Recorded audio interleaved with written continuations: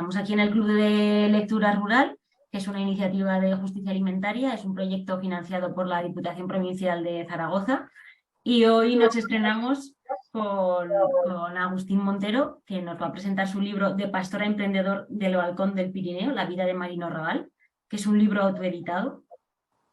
Y bueno, es un libro, yo lo descubrí este verano y me parece muy interesante, ¿no? Sobre todo ahora conversábamos un poco antes de empezar, por el hecho de que es la vida de mucha gente, ¿no? Aquí en el Pirineo. Entonces, no sé, Agustín, ¿tú cómo conociste a Marino? Pues en realidad fue una cuestión bastante casual, perdón, aunque no creo en las casualidades. Un vecino de aquí, de Aineto, del colectivo que trabaja fontanería, estaba haciendo un trabajo de fontanería en una casa rural de las que tiene Marino, y le comentó que tenía un montón de cosas escritas sobre su vida y quería sacar un libro, publicarlo. Y entonces este vecino, Jaime, le comentó que en el pueblo había dos periodistas y le dijo, pues diles a ver si alguno quiere hacerlo.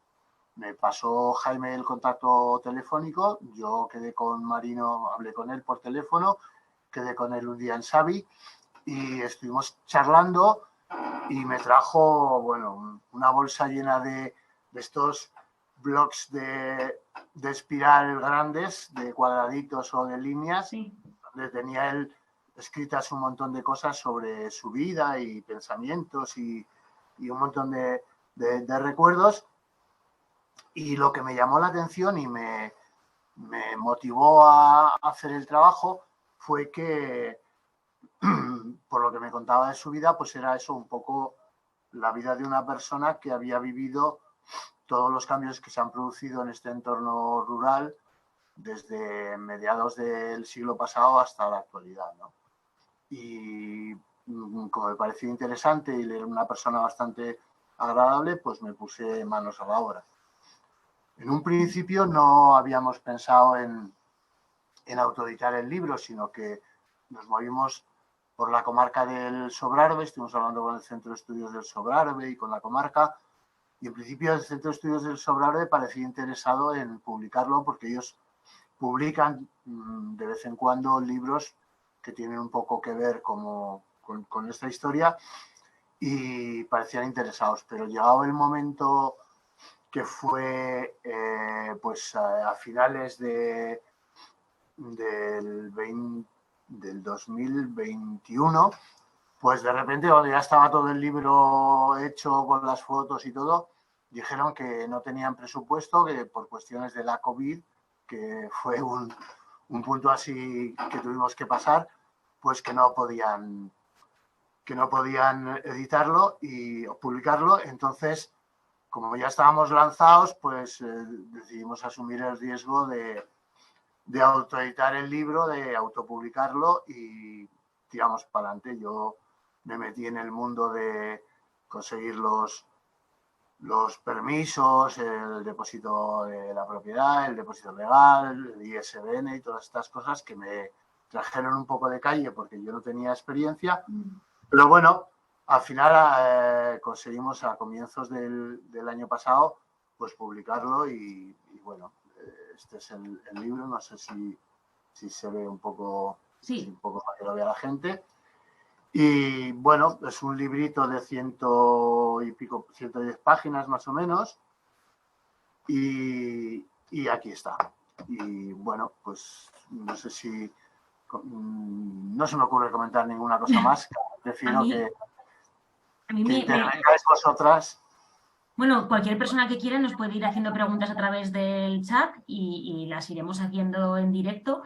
A mí una cosa que me llama mucho la atención del libro es que, bueno, obviamente está centrado en la vida de Marino Raval, pero él cuenta también mucho, ¿no?, cómo era la sociedad de cada momento de su vida y se centra mucho, por ejemplo, en el papel de las mujeres, ¿no? Ya desde el principio habla de todas las faenas que hacía su madre, ¿no? De irse a servirse, por ejemplo, con la cerda para que la montara el berraco, de cómo destetaba un hijo y ya tenía el siguiente. Y también luego, ¿no? Cómo habla de, pues de todo el trabajo que ha ido haciendo su mujer desde antes de conocerla, que se fue a servir, ¿no? Que también nos refleja, ¿no? Esa historia también de muchas mujeres del Pirineo que se iban a servir a grandes ciudades. No sé, me parece muy curioso. Sí, ese fue un momento además importante en su vida porque él, después de ser pastor trashumante y tal, le llaman a la mili, que para los hombres en aquella época era como, marcaba un periodo de inflexión, ¿no? Y cuando acaba la mili y vuelve de pastor, él se plantea irse a Zaragoza, o sea, ya ha comenzado el éxodo rural y él se plantea irse a Zaragoza y casi como también por casualidad, aunque las casualidades no existen, pues retoma el contacto con Dominica, que es un poco más joven que él y él la conoce del pueblo y de repente pues bueno, decide formar una familia y no emigrar y instalarse en el pueblo, ¿no? Y es un punto de inflexión ahí en su vida, porque si no hubiera seguido siendo pues un emigrante más a las ciudades de aquel momento, ¿no? Del siglo pasado. Sí, también, no sé, a mí me llama mucho la atención, ¿no? Todo lo que habla de su madre, de su abuela, ¿no? Cómo recuerda muchas canciones y cosas de su abuela. Sí, esto para él es muy importante porque yo creo que esas mujeres y sobre todo el trabajo y la dedicación de esas mujeres le marcó mucho en su vida y queda muy bien reflejado en el libro, donde por suerte pues hemos conseguido algunas fotos antiguas de la familia y eso, sobre todo de su abuela con su madre en brazos, ¿no? Que son imágenes que marcan mucho lo que era la vida en aquellos momentos, ¿no? Y como su abuela, pues no tenía ningún problema en encargarse de las abejas porque era su afición y su historia y contribuía con ella a la economía familiar, ¿no? Y bueno, pues en realidad son como hitos que marcan lo que era la vida en aquel entonces, donde en teoría las mujeres estaban muy subyugadas a los hombres que eran los cabezas de la familia y de las casas, de la casa en el sentido de la casa del Alto Aragón, ¿no? Del Pirineo, y ese papel de las mujeres que siempre ha estado como muy detrás, como muy invisibilizado, pues en el libro él lo visibiliza bastante porque fue algo que le marcó. Y es muy curioso también, ¿no? Cómo empieza con canciones populares de la época y cómo acaba, ¿no? Con un rap de sus nietas, que también es, ¿no? Como hemos, bueno, en la vida de una sola persona, cómo ha ido avanzando no solamente la sociedad, cómo han ido cambiando los oficios, sino también la cultura popular. Sí, es muy representativo, ¿no? Que de alguna manera él solamente tiene un hijo y en este hijo pues un poco eh, deposita toda la historia, por ejemplo, de hecho, todo lo que es el restaurante y el complejo de turismo rural que tiene, pues se lo cede al hijo.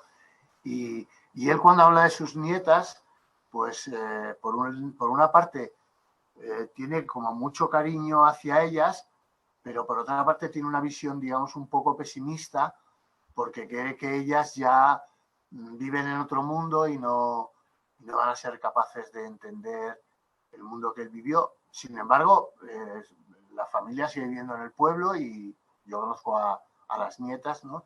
Y son chavalas muy, muy majetas, pues eso que viven por una parte ese mundo rural, que ya no es igual que el de su abuelo, pero por otra parte están plenamente metidas en la vida moderna, ¿no? Y le dedican un rap al abuelo que es muy curioso y cariñoso. Y todas esas cosas, bueno, pues sí, vienen recogidas en el librito y bueno, un poco contribuyen a marcar ese abanico de vida que va desde el mundo rural más clásico pastoril de cómo era la organización social y económica de la sociedad en el Pirineo a lo que es la vida ahora, ¿no? Y para mí ese es quizá el valor más importante que tiene el libro, el que se recoge todo ese paso del tiempo y todo ese cambio en las relaciones humanas, sociales, económicas de este mundo, ¿no? De nuestro mundo, del mundo que también Sí, nosotras habitamos. sí, también es muy curioso, ¿no? Porque ayuda a entender cómo se ha pasado de una sociedad trashumante, ¿no? Marino fue pastor trashumante y lo cuenta, ¿no? En el libro, a la sociedad actual en la que gran parte de la gente que vive en la montaña vive del turismo, ¿no? Entonces, explica muy bien toda esa transición de una sociedad ganadera tradicional que hacía un aprovechamiento absoluto, ¿no? Del monte y que vivía de los recursos del entorno y de, pues eso, de mover a los animales en el invierno para... y cómo hemos cambiado, ¿no? Una sociedad que un poco da la espalda a la ganadería y la agricultura y ve el monte de otra manera, ¿no? O sea, sigue viviendo del monte, pero de otra manera completamente diferente a como lo hacían hace 50 años. Sí, él también lo subraya, bueno, lo subraya en el libro, no sale tan reflejado, pero en las conversaciones que yo he tenido con él, sí que él marcaba, hablando de sus nietas, la diferencia que había entre su vida de niño y la vida de los niños de ahora, ¿no? Los niños en la antigua sociedad tradicional tenían que empezar a echar una mano en casa bien temprano, asumir algunas tareas que tenían que ver con los animales y entonces él decía, y claro, es que ahora mis nietas, pues es que tienen de todo, no les falta de nada, ya no tienen contacto con los animales, por suerte pues sí, pueden ir al cole, aprender y estudiar hasta bien todo lo que quieran, cosa que él, por ejemplo, no pudo hacer. Él fue a la escuela en el pueblo 4 años, creo que fue, y luego enseguida tuvo que empezar a, a trabajar para ayudar a la familia, ¿no?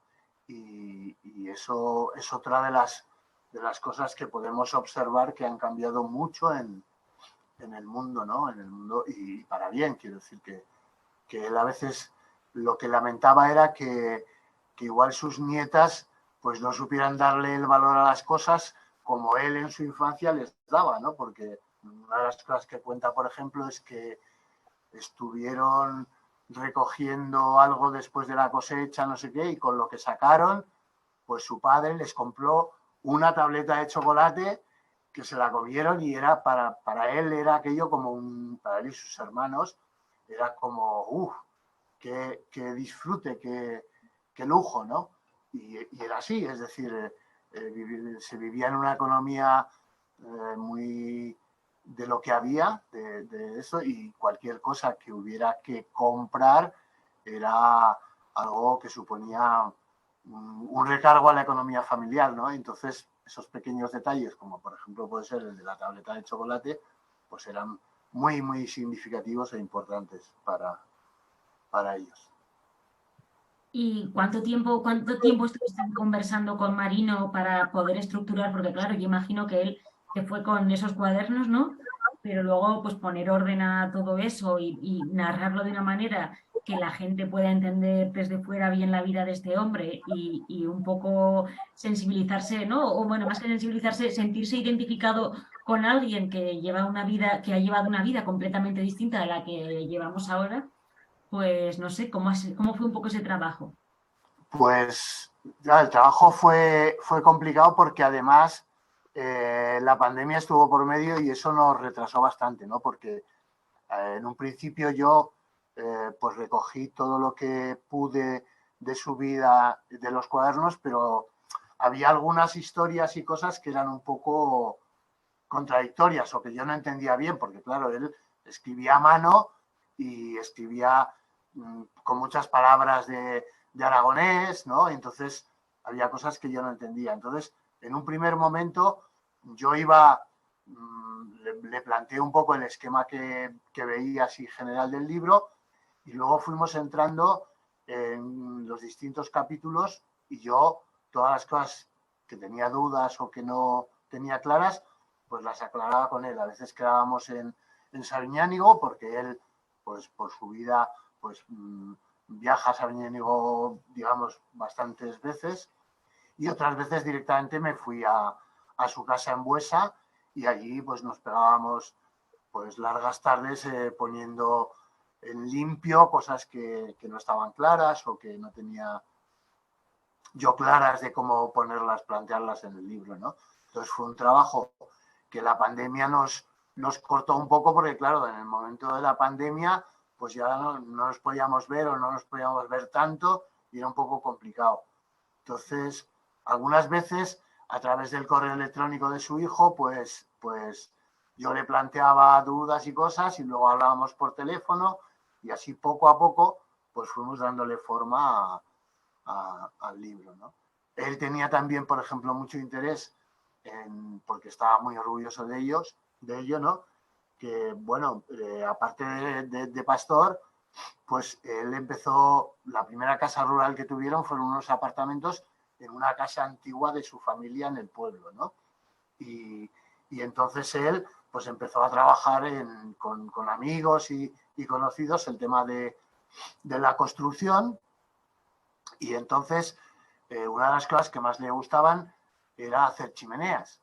Entonces él tenía mucho interés, y por eso al final, en el último anexo del libro, Que hay una pues foto también de una chimenea, ¿no? Hecha por él. salen bastantes fotos Sí. de chimeneas que ha hecho él, ¿no? Se pueden ver, bueno, no sé cómo las veréis, pero sí. ¿Veis? Hay bastantes chimeneas, ¿vale? Porque también, bueno, es cierto que pertenece a la cultura del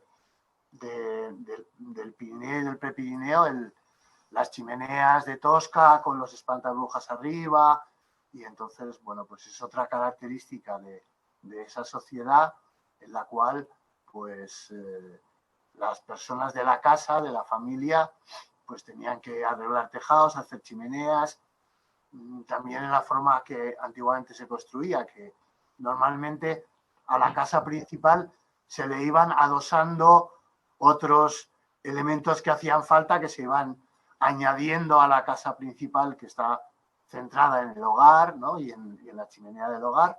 Y bueno, pues todo eso refleja también un poco esa parte de la vida de entonces, en las cuales pues las personas no estaban tan especializadas en una sola, en un solo trabajo, sino que tenían que asumir bastantes cosas más. Claro, que es eso también, ¿no? Una de las diferencias, es algo que vemos en el libro, como este hombre tiene tantas vidas, ¿no? Muchas veces simultáneas. Y claro, a día de hoy, ¿no? Parece como que la gente tiene que tener muy claro qué quiere ser, en qué quiere trabajar. Y antes, ¿no? Antes la gente trabajaba en la construcción, trabajaba en la agricultura, se montaba en un negocio de turismo, ¿no? Como es el caso de este hombre, que durante un tiempo también combinó la ganadería de vacas con el turismo. Sí, él cambió, cuando se instalaron ya con Dominica en Buesa, cambió las ovejas por las vacas al poco tiempo, y estuvo viviendo una época en la cual las vacas y la leche pues fueron importantes en el mundo rural, ¿no? Había un camión de una industria de Lérida que pasaba todos los días por el valle y recogía toda la leche de todos los ganaderos que producían cantidades de leche. Y el hecho de simultanear también las vacas con el incipiente turismo rural le planteó algunos problemas, que lo cuenta en el libro, porque la gente que venía a los primeros apartamentos que tenían en esa casa, como las vacas estaban muy cerca, pues el olor de las vacas producía quejas en la gente. Entonces al final se hizo otra cuadra más alejada, en las afueras del pueblo, para que las vacas estuvieran allí y la gente del turismo rural incipiente pues no tuviera esas quejas, ¿no? Un poco hacer simultáneo, en el que no tienes una única dedicación en la que te especializas, sino que vas compaginando distintas cosas, ¿no? Por otra parte, pues Dominica también criaba conejos, y él pues vendía los conejos en restaurantes, en hoteles de la zona, ¿no? Que es otra de las cuestiones, también como lo de la leche. O sea, España no estaba todavía en la Comunidad Europea y tenía una incipiente industria, digamos, agroalimentaria, pero había mucho de economía que ahora llamaríamos sumergida, pero en realidad era economía de supervivencia en ese mundo rural, ¿no? Entonces, si tenías conejos, vendías conejos, si tenías gallinas que daban huevos, pues vendías los huevos y todo eso ayudaba a la economía. Luego ocurrió que entramos, porque él lo recuerda también, ¿no? Que entramos en Europa, con la leche española pues puso unos cupos, unas cosas, y entonces el negocio del ganado vacuno pues también empezó a ir para abajo y al final él también lo deja, ¿no? Sí, es que eso, lo interesante también de este libro, ¿no? Es conocer toda esa idiosincrasia, toda aquella sociedad bueno, tan reciente, porque en realidad es muy reciente, y lo que yo no sé si tú has tenido ocasión de hablar con Marino de qué reflexión hace él, ¿no? De todo lo que ha vivido en su vida, ¿no? De cómo ha cambiado la sociedad, si él echa de menos el que haya más ganado o no, no sé, no sé si has podido hablar con el de... Sí, él tiene una visión ambivalente, ¿no? O sea, por una parte, él entiende que el ganado es vital para este mundo pirenaico, pero por otra parte reconoce que era muy duro, al menos como él lo vivió, era muy duro y entonces, pues, tiene esa ambivalencia. Por una parte, él reconoce, por ejemplo, que ahora, si él ahora fuera joven y tuviera que ponerse vacas, por ejemplo, pues claro, tiene ahora una cantidad de medios y de cosas que entonces no tenía y que eran las que contribuían también a darle esa dureza, ¿no? Entonces, por una parte, añora algunas de las cosas que tenía ese mundo que él vivió durante su infancia y adolescencia y primera juventud, pero por otra parte hay otras cosas que no echa para nada de menos, ¿no? Y bueno, ahí hay anécdotas muy curiosas. Cuenta, por ejemplo, cuando iban de pastores trashumantes y se pegaban desde octubre hasta mayo en Caspe y por Escatrón, o sea, en el Bajo Aragón, que claro, ellos eran jóvenes y les gustaba participar de las cosas que había en los pueblos de por allí, ¿no? Y cuenta que, claro, en las condiciones que ellos vivían, que vivían en unas cabañas, digamos, que con muy pocos medios, pues que, claro, ellos cuando iban a una fiesta y querían bailar y tal, pues se lavaban y se ponían sus mejores ropas y no conseguían bailar ni ligar, por así decirlo, porque decía, claro, nosotros no nos dábamos cuenta, pero en realidad debíamos oler a oveja por mucho que quisiéramos lavarnos y limpiarnos y llevar ropas limpias, ¿no? Entonces, pues eso es de las cosas que él dice, claro, si ahora se hiciera eso, pues evidentemente exigiríamos los que estábamos de pastores unas condiciones mucho más dignas, pues poder tener una casa con unos baños, poder ducharnos, poder... Y bueno, pues son pequeñas anécdotas, pero que van marcando esa diferencia, la diferencia que hay entre la dureza del mundo rural antiguo y lo que ahora todas consideramos como derechos adquiridos, ¿no? Para cualquier tipo de trabajo. Y luego, bueno, Marino vive en una zona muy cercana al Parque Nacional de Ordesa, aunque no sé si en realidad él tenía una relación directa con el parque o no, o sea, supongo que desde el punto de vista turístico sí que se beneficia de estar donde está, pero no sé él qué opina del parque. También esto lo digo porque en el libro hace mención en alguna parte de vacas que él ha perdido a lo largo de su época de ganadero, ¿no? Él pierde algunas vacas, hay una que no encuentra ni rastro, no sabe qué pasa con ella. Y no sé también si él llegó a tener relación pues, o problemas por la fauna salvaje, ¿no? El oso principalmente, el lobo él ya no lo ha conocido, pero el oso no sé si ha podido llegar a tener algún tipo de problema o no. Pues la verdad es que nunca me ha hecho mención a ningún tipo de encuentro con algún bicho de estos, ¿no?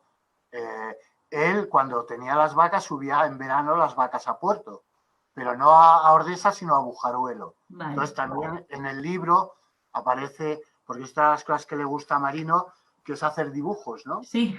Y dibujos que los hemos reproducido tal cual porque a mí me parecía que le daba mucho, en fin, aquí se puede ver un pequeño, a ver, que cuando está, que es al revés, Sí, vale. ahí están. Vale, estos son una serie de montes que están en Francia, pero que pertenecen a la comunidad de ganaderos del Valle de Broto, que recoge también todo lo que es Ordesa y por ahí, ¿no? Entonces, él lo que más cuenta es que allí pues subían con el ganado y los pastores y claro, más o menos los derechos históricos que venían de muy atrás, pues era un poco lo que les daba la capacidad para correr esos montes y esos pastos de verano. Y la mayor parte de los problemas que él tuvo tenían más que ver con lo agreste del sitio y con el hecho de que las vacas, por mucho que las quieras controlar y las puedes controlar con la sal y con la comida que les puedas llevar o eso, pues son, como él dice alguna vez, que son muy refitoleras. Y entonces, como son muy refitoleras y muy curiosas, pues se ponen a investigar por su cuenta y a veces se meten en sitios en los cuales pues sufren lo abrupto del terreno y se producen pérdidas. Él las pérdidas que cuenta y que además le pesaban mucho porque decía que, claro, entonces un animal tenía un valor muy, muy grande y perder una vaca era un revés bastante gordo. Entonces, por eso era por lo que a veces se pegaba 1 o 2 días por el monte buscando la vaca donde podía estar, hablando con los otros pastores que pudieran estar por allí para ver si la habían visto, pero nunca en ningún momento me mencionó que él tuviera ningún encuentro con osos ni por supuesto con lobos. Los lobos ya estaban fuera y los osos yo imagino que bueno, como iban más a su bola y estaban más retirados, pues tampoco le causaron ningún problema.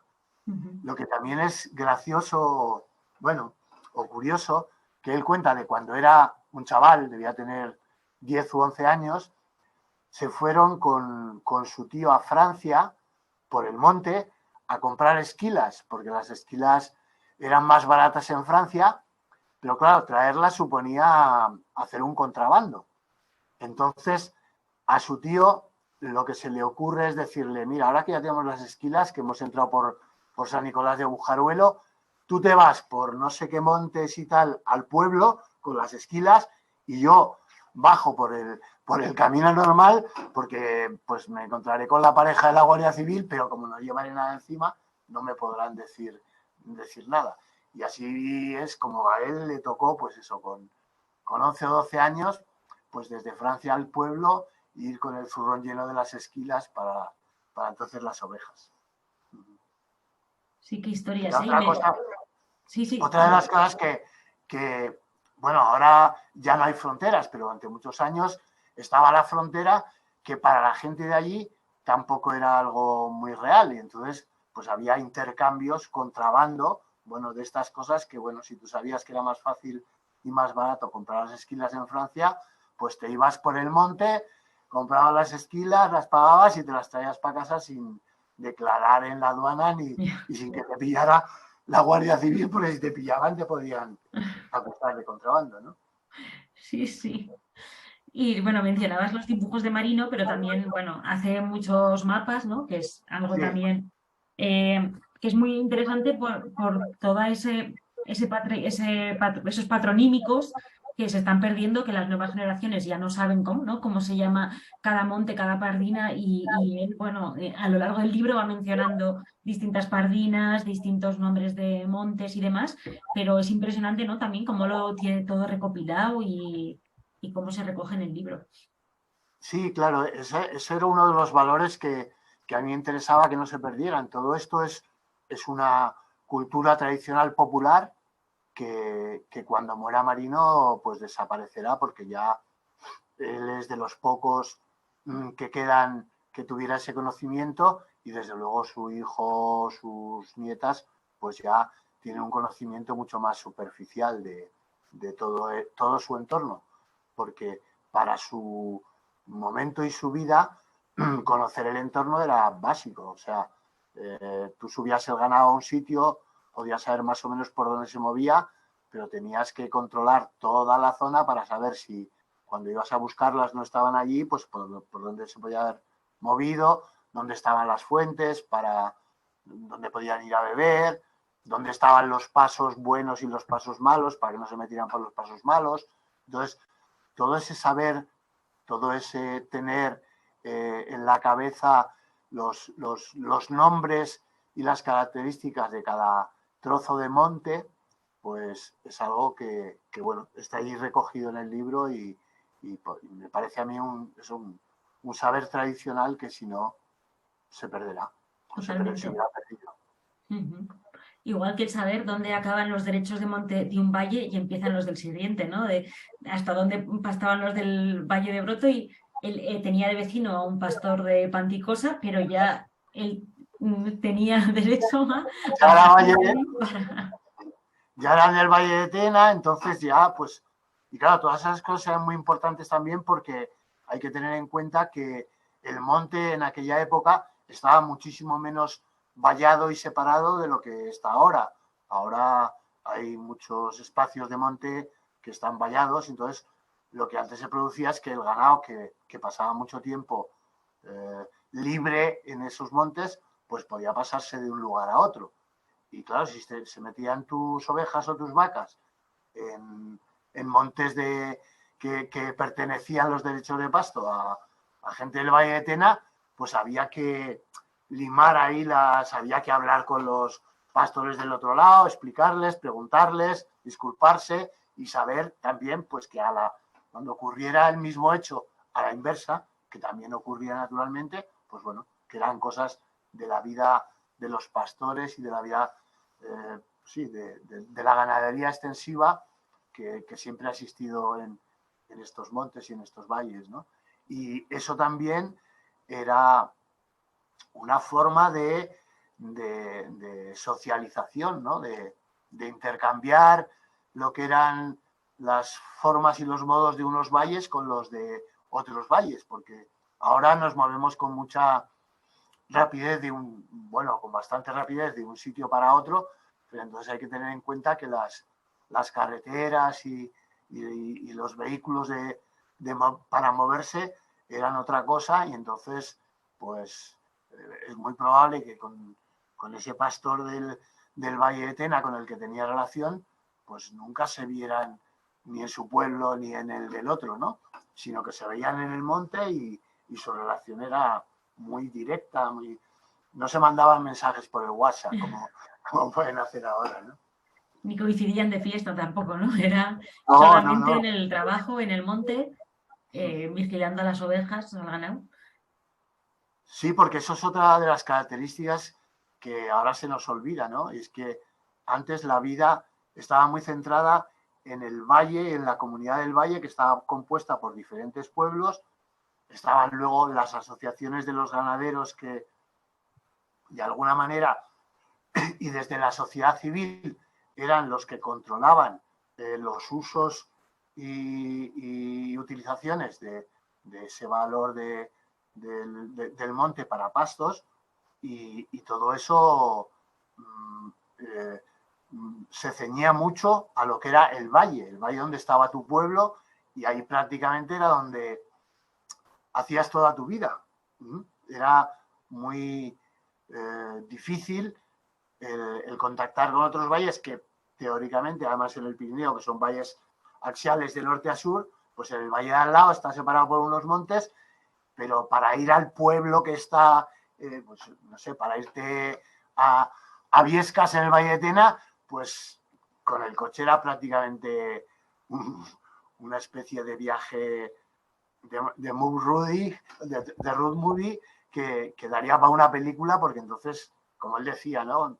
Cuando empieza su hijo a estudiar en los Escolapios de Jaca, interno, él va todos los lunes a llevar a su hijo y acude todos los viernes a recoger a su hijo con un Land Rover por el puerto de Cotefablo, ¿no? Y entonces, pues, claro, esos viajes eran un viaje de un día, ¿no? Y él además aprovechaba, decía, entonces ya estaba yo haciendo mis primeros pinitos con las viviendas de turismo rural, y entonces todas las piedras que se desprendían de los desprendimientos del Cotefablo, en cuanto veía yo una piedra maja al viaje de ida, la cogía, la cargaba y me la llevaba con el Land Rover, que luego me serviría para hacer muros o para hacer pues, las construcciones que él fue montando. Esto que comentabas ahora, ¿no? De la vida en el valle y cerrada al valle, me ha recordado una frase que él dice de su abuela, que dice, el que lejos va a casar va engañado o va a engañar. Que ahora en estos tiempos, ¿no? Que se liga por aplicaciones con, bueno, y que la gente viaja tanto y demás, pues resulta muy curioso, ¿no? Esa idea que tenían entonces de...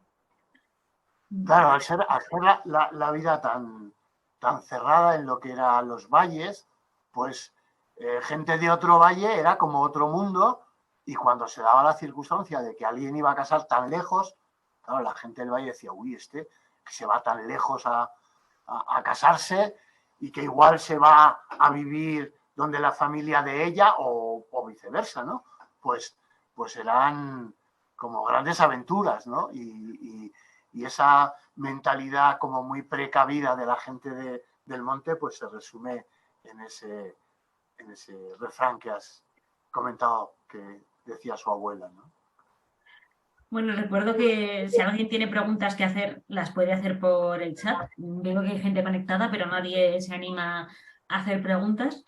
Y bueno, a mí este libro la verdad es que me gustó muchísimo cuando me lo descubriste. Me parece, yo a todo el mundo que puedo le hablo de él porque creo que es un libro que merece ser leído y merece estar de consulta, ¿no? Y sobre todo que, como hemos dicho, recopiló un montón de información que si no se hubiera perdido. Entonces también darte pues mi enhorabuena y mi agradecimiento por decidirte a hacer, a recopilar, ¿no? Todo este conocimiento.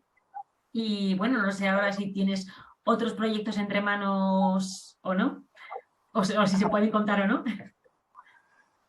Sí, se pueden contar. Digo, como no tengo editorial ni cosas de esas, ni contratos, ni nada, me sigo moviendo por mi cuenta y llevo entre manos ahora un proyecto que se me ha parado un poco y que tiene que ver también con este libro, y que lo empecé también justo cuando empecé este libro, y que tiene que ver con mujeres que todavía viven en el Valle del Guarga, ¿no? En concreto con Vitoria del Molino de Villobas y con Consuelo, que vive en la Pardina de Arraso, ¿no? Entonces empecé a entrevistarlas y a charlar con ellas, que tengo buena relación de hace tiempos, y ese va a ser mi siguiente proyecto, porque me parece que la vida de estas mujeres merece la pena también ser contada, y ser contada por ellas y un poco con una visión de fuera, ¿no? Porque son mujeres que han tenido una vida muy, muy auténtica, ¿no? Pues sería y además representan dos puntos de vista distintos, ¿no? Vitoria nació en el Valle de Nocito y se casó con Paco de Villobas, y ha vivido toda su vida en su pueblo de Vento de Nocito y luego en el Molino de Villobas, mientras que Consuelo es de la Hoya de Huesca, de un pueblo de la Hoya. Entonces ella fue a servir a Huesca, allí conoció al que luego sería su marido, a Satur de Arraso, y entonces se fueron a Arraso. Y entonces son como, pues eso, dos experiencias de vida que tienen también un montón de cosas que contar. Pues, por ejemplo, yo qué sé, temas como la matacía, que ha sido una actividad y todavía es en la Guardera, todavía matamos algunos cochins a lo largo del año, ¿no? Y bueno, que son cosas también lo mismo, que me parece que son cultura, sabiduría popular, ¿no?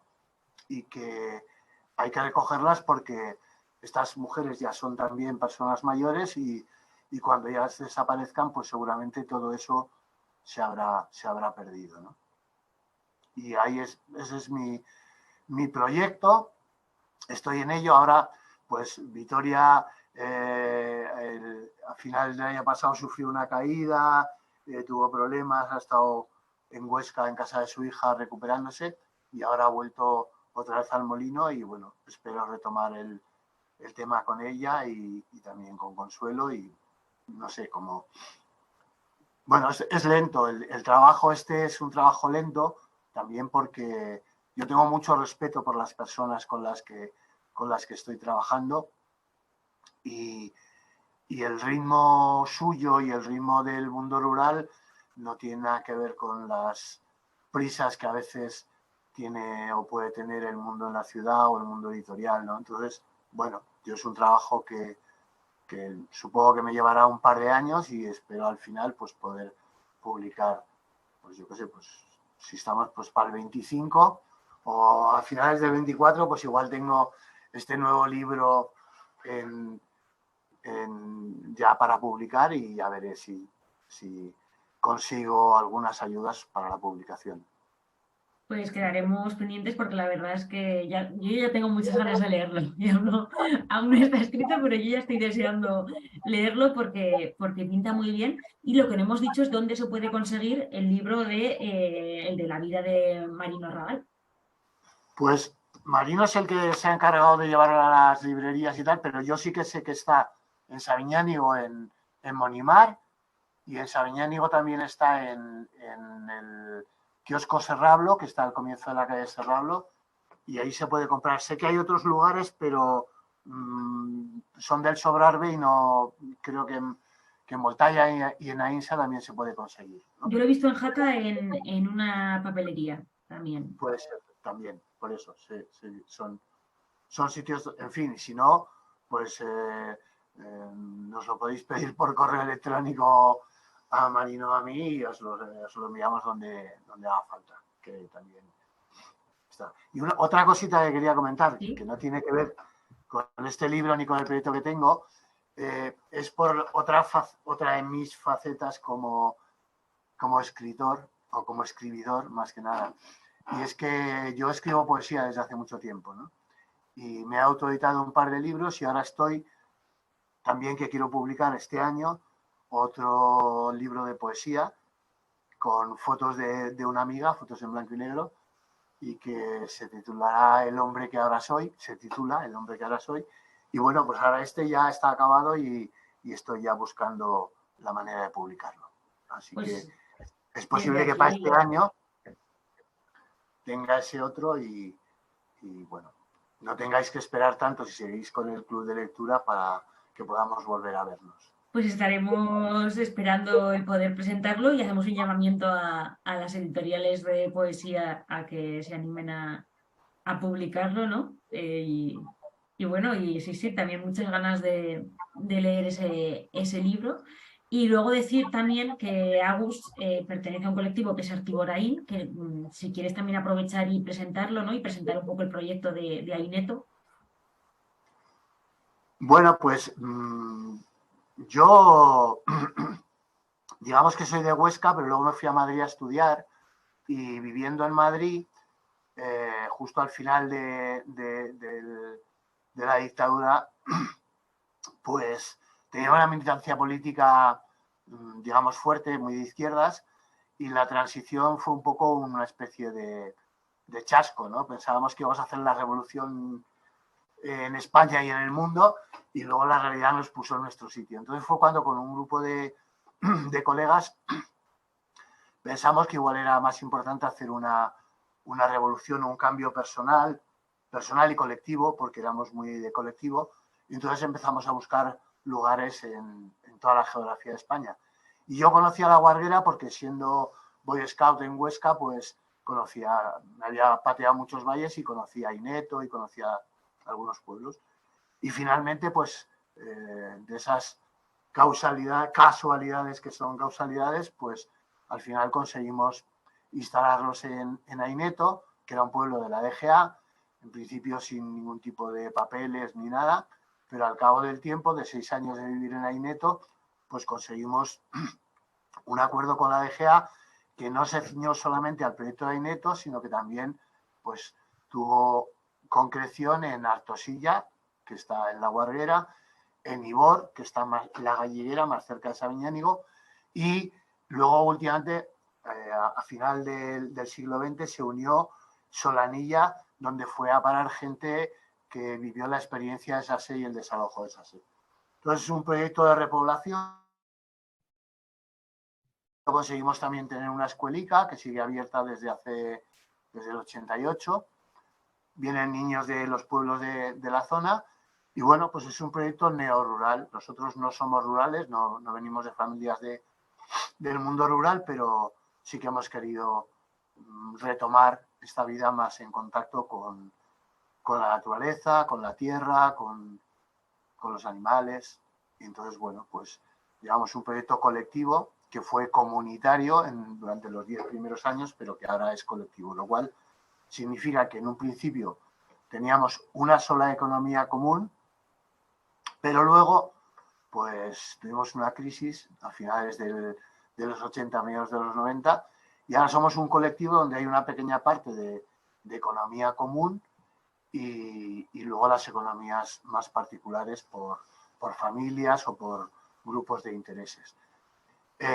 Sí que es importante para nosotros pues decidir un poco sobre los espacios, sobre la tierra, y eso sí que lo gestionamos de manera colectiva y por eso decimos que somos colectivos. Luego, con los otros pueblos de Artiburain y con otros pueblos de la zona que son también neorurales, ocupados, pero que no tienen papeles, como pueden ser Sieso de Jaca o Artaso, pues también tenemos una red de pueblos y de vez en cuando nos juntamos para hacer trabajos en colectivo o simplemente para hacer fiestas en colectivo, para celebrar y para charlar y para vernos y esto, ¿no? Entonces, bueno, pues es un proyecto colectivo de ocupación con papeles legales, aunque ahora últimamente teníamos que renovar la cesión y por problemas administrativos llevamos mucho tiempo sin poder renovarla oficialmente, pero bueno, como nuestra vida nos parece una realidad que se ha impuesto o asentado, por así decirlo, como algo verdadero, llevamos ya más de 40 años, pues ahí estamos, ayudando a gente que quiere retornar, haciendo campos de trabajo para la gente que quiere conocer estas experiencias, que tú conoces un poco de ello. Y bueno, no somos más que una experiencia más dentro de bastantes experiencias que hay de vuelta, de retorno al mundo rural.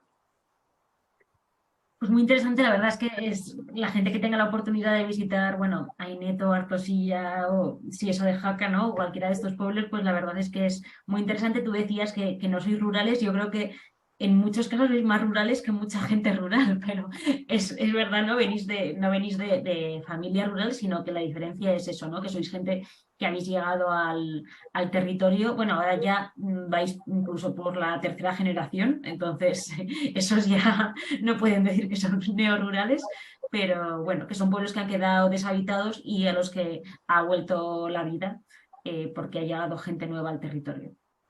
Pues, Agus, no sé si quieres comentar algo más o cerramos aquí ya el Club de Lectura Rural.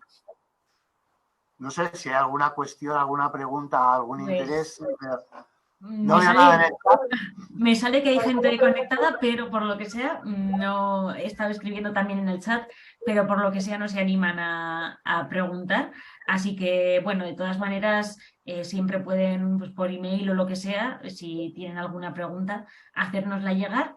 Y yo aprovecho para decir que el próximo Club de Lectura Rural será el 4 de abril, martes 4 de abril, que es el primer martes del mes de abril, y tendremos a Virginia Mendoza, que va a presentar su libro Detendrán mi río, que es una historia sobre la construcción del pantano de Caspe, ¿no? Y la gente que se vio afectada porque, bueno, pues porque inundaron su pueblo y se tuvo que ir. Mira, José Luis dice que muchas gracias y enhorabuena por la iniciativa y que tiene muchas ganas de leerlo. Así que, bueno, pues gracias, José Luis, por tu comentario y muchísimas gracias, Agustín, por haber estado aquí presentándonos este libro y por haberte animado a escribirlo, porque, como digo, es una maravilla. Pues nada, gracias a vosotras por ofrecerme este espacio para compartir y bueno, que siempre seguimos en contacto y siempre que yo tenga algo para ponerme en contacto con vosotras, pues ya os lo hago saber y seguimos haciendo estas cosetas que son muy, para mí, muy importantes dentro de la vida del mundo rural. ¿Vale? Así que muchas gracias y hasta la próxima. Muchas gracias, Agustín. Adiós.